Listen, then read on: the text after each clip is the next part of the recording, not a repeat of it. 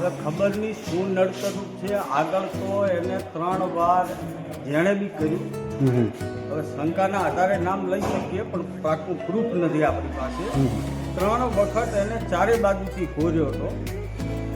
ત્યારે એ ભાઈને એમ કહેવામાં આવ્યું કે તમે આ શેના માટે, જ્યાં નડતર રૂપો અહીંયાથી ઘોરો, લીમડાની જ્યાં નડે છે અહીંયાથી ઘોરો, બાકીનો ભાગ રહેવા દે.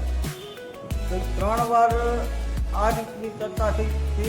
એના પછી 4થી વાર ખબર નહીં શું થયું, આખો લીમડો હોરીને મૂળિયામાં એમ કે સાંભળ્યું છે તો ભાઈ 3-4 બોટલ એસિડ અંદર નાખ્યો છે.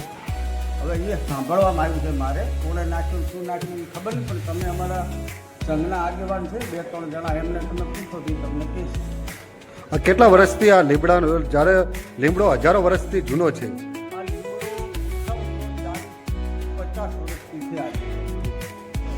સુઈગામ તાલુકાના મોરવાડા ગામે જૈન દેરાસરની પાછળ લીમડામાં ઝાડને એસિડ નાખી નાશ કરવામાં આવ્યો. સ્થાનિક લોકોમાં રોષ. સુઈગામ તાલુકાના મોરવાડા ગામે આવેલા શ્રી મોરવાડા જૈન સંઘ પ્રાચુનાથ દાદાના મંદિરની પાછળ આવેલા એક વિશાળ લીમડાના ઝાડને અજાણ્યા તત્વોએ એસિડ નાખી જળમૂળથી નાશ કરવામાં આવ્યો.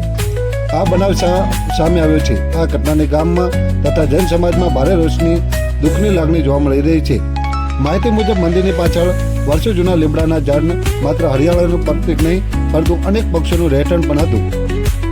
ઝાડને એસિડ નાખી બાળી નાખવાથી તે સુકાઈ જતા પક્ષીઓને આશ્રયનો નાશ થયો છે, જેને લઈને પ્રકૃતિ પ્રેમીઓ અને ગામજનોમાં ચિંતા ફેલાઈ છે. સ્થાનિકોમાં જણાવ્યું કે જૈન સમાજ હંમેશા જીવદયા, પર્યાવરણના સંરક્ષણ અને સેવા કાર્યમાં આગળ રહ્યો છે, ત્યારે આવી ઘટનાને સમાજની ભાવનાઓને ઠેસ પહોંચાડે તેવી છે. ગામજનો દ્વારા ઘટનાની યોગ્ય તપાસ કરી દોષિતો સામે કડક કાર્યવાહી કરવાની માગ ઉઠી છે.